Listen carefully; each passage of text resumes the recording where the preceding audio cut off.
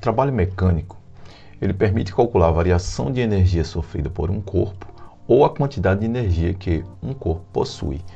Para isso, nós vamos ver aqui um tipo de trabalho quando a força é constante, paralela ao deslocamento. A gente vai ver também quando a força ela continua sendo constante e não vai ser paralelo ao deslocamento.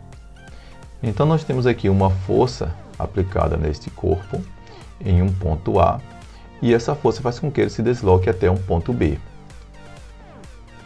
Veja que a força e o deslocamento estão paralelos e estão no mesmo sentido. Então nós podemos dizer que o trabalho da força é igual à força vezes o deslocamento sofrido pelo corpo. Com isso, nós podemos afirmar que a força e o deslocamento têm mesma direção e mesmo sentido. Então, esse trabalho ele é motor, já que o trabalho ele é maior que zero, ele é positivo, ou seja, na mesma direção e sentido do deslocamento. E, além disso, é paralelo.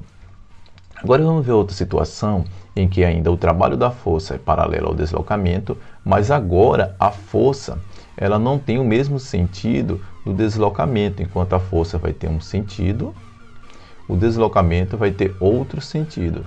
Foi aplicada uma força nesse corpo, no ponto A, ele se deslocou até o ponto B, porém a força aplicada é contrária. Então, com isso, nós podemos afirmar que o trabalho realizado pela força vai ser menos F de força vezes D de deslocamento.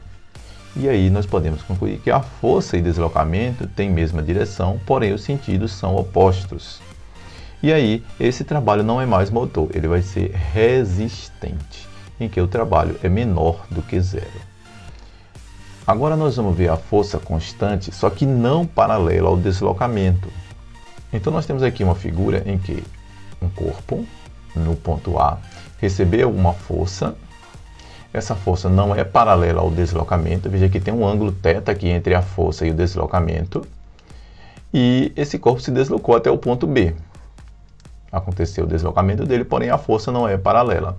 Então nós vamos ter aqui um ângulo θ e vamos ter uma outra força aqui chamada de força componente, que é essa força Ft.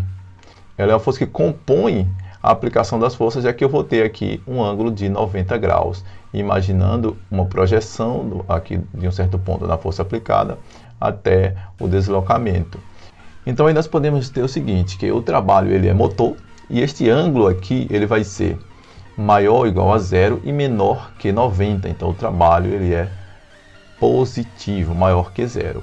Então nós temos uma formulazinha de trabalho que vai ser a força aplicada vezes o deslocamento, multiplicado pelo cosseno do ângulo formado aqui entre a força que foi aplicada e o deslocamento. Quando o ângulo entre a força aplicada e o deslocamento for maior que 90 e menor que 180, né, a gente vai ter aqui a força componente oposta, no seu sentido oposto ao deslocamento. Aí, nesse caso aqui, nós vamos ter um trabalho resistente. O trabalho resistente, nós vamos ter um trabalho negativo, com o tal, que é o trabalho menor do que zero. Então, este ângulo ele vai ser maior que 90 e menor ou igual a 180. Também nós podemos ter a seguinte situação. Pode acontecer que a aplicação da força ela forme um ângulo de 90 graus com o deslocamento. Agora, se eu tenho uma força formando um ângulo de 90 graus com o suposto deslocamento, o que vai acontecer? Quando eu substituir na minha fórmula trabalho igual a força aplicada vezes deslocamento vezes o cosseno, este cosseno aqui ó, é o cosseno de 90 graus. E o cosseno de 90 graus ele é zero. Como o cosseno é zero, quando você multiplica zero por qualquer valor que tem aqui, vai dar um trabalho nulo. Então, por isso que esse trabalho é nulo.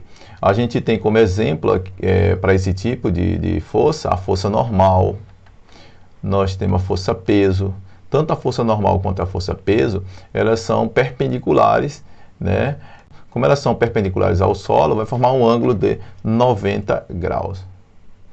A unidade de medida do trabalho, ele é o joule, ou o quilojoule, né? Também vai depender de como está trabalhando, mas a unidade fundamental é o joule, já que joule é a unidade de energia. Então, por isso que a unidade é o joule. E o trabalho é uma energia, como a gente vê aqui no enunciado, né? Permite calcular a variação de energia sofrida e também, ou a quantidade de energia que um corpo possui. Então, é uma convenção da energia em trabalho, em movimento. Por isso que a unidade é a mesma, só faz transformar.